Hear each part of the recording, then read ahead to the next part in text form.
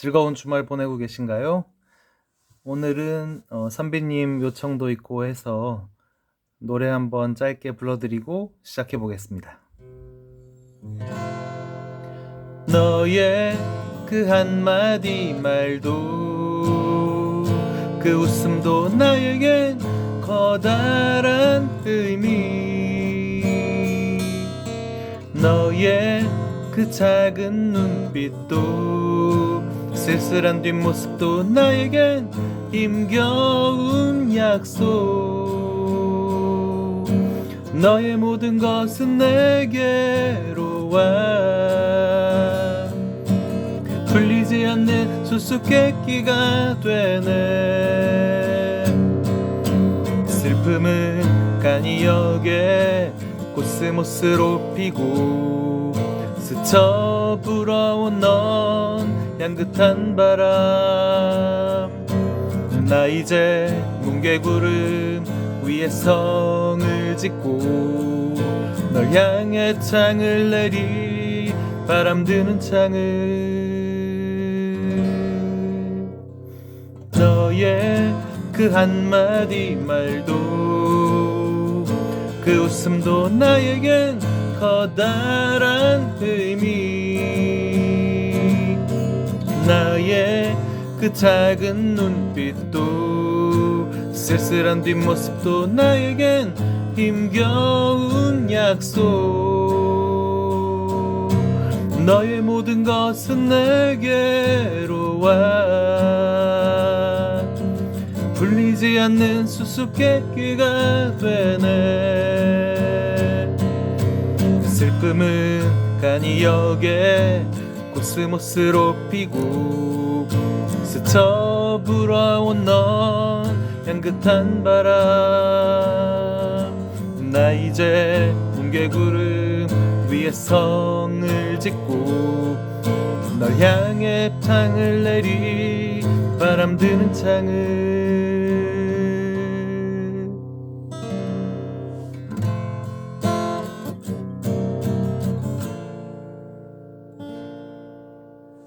감사합니다. 자, 오늘은 10분 만에 이해하는 대한민국 정치라는 거창한 제목을 달아봤는데요. 그냥 현재 돌아가는 판도를 이런 제목으로 설명드리고 싶어서 적어봤습니다. 우선 쉽게 이해하기 위해서는 그 가정을 한번 해보겠습니다. 그동안의 국민의힘은 악의 축 순수악이었다. 민주당은 정의를 위해 싸우는 순수선이었다. 물론 말도 안 되는 소리지만 이 가정이 왜 깨지는지를 이제 설명을 해드리고 싶은 겁니다. 정당의 목적은 대부분의 당규에 나와 있지만 정권을 창출하고 유지하는 것을 목적으로 합니다. 그렇게 해서 정당에 속한 사람들을 먹여 살리고 일자리를 만드는 것이죠. 국민의힘 같은 경우는 친일파 시대부터 시작해서 이승만 시절, 박정희 시절, 전두환 시절 계속해서 정권 창출하고 유지하는 목적, 너무나 당연해 보이죠? 민주당은 어떻습니까? 그 출발은 그 반대편에 서서 정의로운 활동으로 시작했을지라도 현재 시점에서 계속 등락을 거듭해 오면서 결국은 지금 엄청나게 비대해져 있고 마찬가지로 정권 창출 및 유지의 목적을 가지고 있다. 이것은 비단 두 개 정당이 아니고 모든 정당들의 마찬가지 속성이라고 보셔야 됩니다. 나눠먹기라는 것은 뭡니까? 모든 정당은 한쪽이 절대적으로 위닝 포지션을 가져갈 수는 없는 겁니다.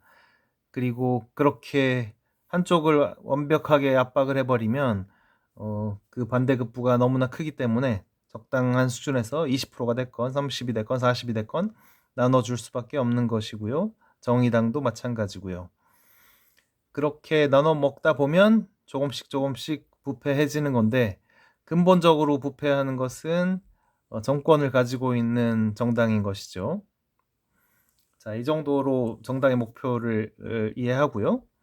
자, 3, 40대 정치인들이 억울합니다. 누구를 얘기하는 걸까요? 자, 보수에 있는 정치인들은 정치를 하기 위해서 그 당시에 힘이 있고 자기와 어떤 성향이 맞고 방향성이 맞는 그런 당을 선택해서 정치를 시작했을 건데요. 그들이 4.3 사건을 저지른 것도 아니고 5.18을 저지른 것도 아니고 국민들을 총칼을 휘두르거나 부정부패를 크게 한 것도 아닌데 적폐라고 친일파에서부터 이어오는 적폐인 것처럼 취급받는 거 억울하지 않겠습니까? 음, 사실 우리가 알고 있는 네임드 정치인을 제외하고는 상당수는 정치 철새라고 보셔도 과언이 아닙니다. 우리가 알고 있는 정치인들은 뭐 수백 명 안쪽이죠. 사실 정치판에는 수십만 명이 활동을 하고 있고 그들은 당시에 힘이 있는 정치 세력에 규합하게 되어 있습니다. 박정희 시절, 전두환 시절, 노태우 시절 겪으면서 당연히 힘이 있고 돈이 있고 일거리와 먹거리가 풍부한 보수의 많은 인물들이 갔었죠. 그 뒤엔 어떻습니까? 김대중, 노무현, 문재인 정권을 거치면서 사실 현재 시점에서는 먹거리와 일자리와 이런 것들이 민주당에 집결돼 있다 봐도 과언이 아닙니다. 지금 국민의힘 어떻습니까? 국민의힘 정치인들 가보면 한산합니다. 발이 날립니다. 할 일도 없고 사람도 없습니다. 민주당 국회의원들 어떻습니까? 인산인해입니다. 발 디딜 틈이 없고 쉴 틈이 없습니다. 그들에게 몰려있는 사람들, 대표적인 것이 친노 친문 세력들이죠. 친노 친문이 다 나쁜 사람들이다 이런 말을 하는 게 아니고요. 정의로운 사람들은 다 자기의 본연의 업무로 돌아갔지만 정치판에 남아서 밥벌이를 해야 되는 사람들은 지금 친노 친문이라는 이름 하에 정치판에서 놀고 있는 거죠. 활동하고 있는 거죠.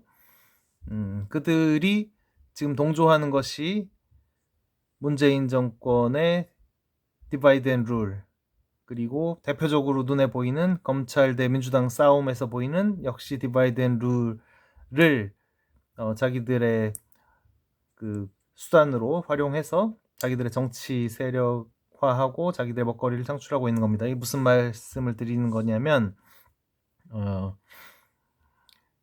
그 가장 쉬운 방법이 우리 털보 김어준이 계속 얘기했듯이 디바이드 앤 룰에서는 조금이라도 많은 숫자의 그 포션을 차지하고 있는 세력, 그게 여성이 됐건 진보 세력이 됐건 민주 세력이 됐건 간에 노동조합이 됐건 간에 그쪽에 하고 그 반대를 나눠서 한쪽은 악, 한쪽은 선으로 규명해서 우리 편을 규합해서 우리가 위닝 포지션으로 가는 그런 방법을 얘기하는 겁니다.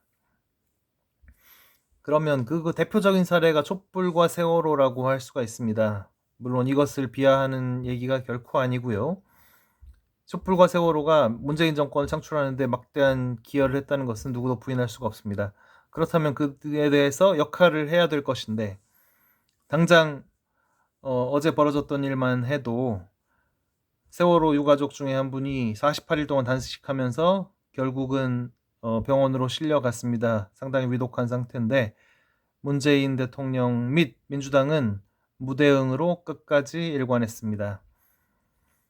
박주민은 올해 세월호 기념식에서 터무니없는 소리를 해서 비난을 받았는데요. 뭐라고 했냐면 지금부터 더 철저하게 조사를 해서 세월호 진상을 밝히는 일을 제대로 시작해보겠다. 그게 지금에 와서 할 수 있는 말입니까? 도대체가 그렇게 불쌍한 얼굴을 하고서 이런 이중적인 태도를 보인다는 게 참 놀라울 따름입니다. 이들이 촛불 세월호를 이용해서 국민들을 진보와 보수로 나눠서 룰 지배하고 있다. 이런 내용을 말씀드리는 거고요. 자, 이들이 정권을 창출하고 유지하기 위해서 하는 대표적인 사례를 한번 말씀드려 볼까요? 부엉이 모임이라는 게 있었죠. 아니바킴의 아킬레스건을 공략하라. 왜 공략합니까? 자기들 식구가 아니니까. 그들은 민주주의 4.0이라는 단체를 새로 만들었고 전해철은 행안부 장관이 돼서 아마도 그들의 리더로서 역할을 할 걸로 보입니다. 이들의 목적은 제3의 후보, 친문 후보를 세우는 데 있습니다. 이게 또 무슨 짓인가요? 민주당의 이낙연, 이재명이라는 뚜렷한 후보가 있는데 웬 제3의 후보라고 생각하면 이해가 조금 부족하신 거다. 왜냐하면 자기 식구가 아니거든요. 이재명, 이낙연. 자기 식구 중에 하나가 돼서 그 밑에 있는 입 벌리고 있는 수만 명 이상의 민주당 식구들을 먹여 살려야 되는 겁니다. 그러기 위해서는 자기들이 신뢰할 수 있는 패밀리 안에 있는 김경수, 임종석, 조국 이런 사람들 중에 하나가 돼야 되는 거고요. 뭐 예를 들면 용병, 유시민을 쓸 수도 있습니다. 유시민과 딜을 하는 거죠. 당신을 밀어주는 조건으로 우리 민주당 식구들 먹여 살려라. 그렇지만은 신뢰가 조금은 부족하겠죠. 이낙연, 이재명이 되는 순간 상당수의 민주당 식구들이 옷을 벗고 일자리를 잃을 겁니다. 특히나 이재명이 되는 순간 더 많은 숫자의 식구들이 옷을 벗게 될 것이고요. 그것이 문재인이 무조건 대통령이 됐어야 하고 전해철이 그렇게 길을 쓰고 경기도지사가 돼서 많은 자리를 식구들에게 주려고 했던 것이죠. 이들은 이기고 지고 민주당이 이기고 지고도 물론 중요하지만 그거보다 더 중요한 것은 자기 식구가 돼서 자기 식구 중에 하나가 돼서 밥벌이를 창출해야 되는 것을 목표로 합니다. 끝까지 이들은 이런 목표를 위해서 일말의 희망이 남아있는 한 끝까지 이런 활동을 할 것입니다. 뭐 누구의 말을 빌자면 이런 활동이 오히려 이재명 지사에게 도움이 될 수도 있다. 네, 저도 그런 가능성을 보고 있습니다만, 자, 추미애, 윤석열, 검찰 대 민주당의 싸움. 이것도 사실은 같은 맥락으로 보셔도 되겠습니다. 이들은 이제 수단으로 쓰고 있는 것이 그 디바이드 앤 룰, 선과 악, 민주당이 정의를 위해서 검찰을 개혁하고 공수처를 만들겠다라는 명분 하에 싸우고 있는데 실질적으로는 승자가 없는 기싸움일 뿐이다. 이게 무슨 말이냐? 민주당의 입장은 뭡니까? 자기들의 정권을 유지해야 되는데 지금 상당한 약점, 뭐 옵티머스도 좋고 라임도 좋고 그런 약점들을 공략하고 치고 들어오는 검찰 본연의 역할에 대해서 자기들이 위기를 느끼기 때문에 너네 검찰이 아무리 힘이 있다고 해서 우리 민주당을 건드리면 재미없다. 본때를 한번 보여주겠다라는 싸움이라고 보시면 되고요. 검찰 입장은 뭡니까? 이런 그 민주당의 본때를 보여주는 입장에 대해서 처절하게 깨져버린다면 검찰은 앞으로 정치인들 앞에서 밥이 되는 겁니다. 그런 상황은 절대 용납할 수 없는 상황이겠죠. 어떻게든 기싸움에서 밀리지 않아야 되는 거죠. 그리고 그것은 우리 국민들에게도 바람직하지 않다라고 생각이 됩니다. 한쪽이 완승을 하는 것은 국민들 입장에서도 절대 바람직하지 않다라는 것이 저의 생각이고요. 그렇다면 우리는 왜 이재명을 얘기하는 걸까요? 이재명 지사는 뭐가 다를까요? 자, 우선 미국 얘기를 짧게 해드리면 버니 샌더슨이라는 공정성과 정의와 다 같이 잘 살자라는 이런 사회주의에 입각한 정치인이 있죠. 그가 근데 정치 세력화하는 데서는 한계를 보였습니다. 이것은 양당 정치, 우리나라와 비슷한 양당 정치 체계의 미국에서는 그런데 익숙해져 있는 사람들이 버니 샌더슨에게 가기에는 너무나 많은 세력화가 이미 이루어져 있었던 거죠. 양당 정치의 장점은 한쪽이 급격하게 정권을 잡고서 부패한다면 반대편에서 그 부패를 이용해서 반부패 정권을 세우겠다라고 약속하고 정권 창출 후에 다시 또 부패하게 되죠.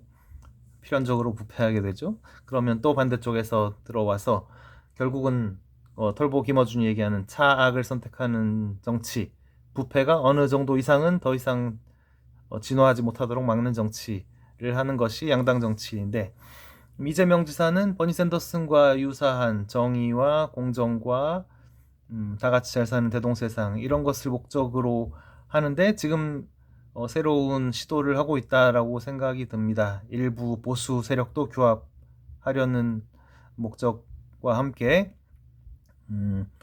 가장 큰 세력인 친문 세력까지 규합을 하는 움직임, 이것은 정치인으로서 늘 말씀드리지만 당연한 포지션이고 일단 승리하고 나서 기존 정치인과 다른 모습, 정치계의 이단화로 불리지만 우리 국민들이 원하는 가장 이상적인 정치인으로서 활동을 하기 위해서 힘을 모으는 것이다.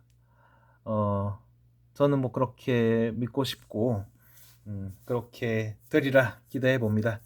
자, 오늘은 그 우리나라 정치판이 어떻게 돌아가고 있나 이런 거를 큰 틀에서 한번 말씀드려봤는데요. 이해에 도움이 되셨나 모르겠습니다. 조만간 또 인사드리겠습니다. 감사합니다.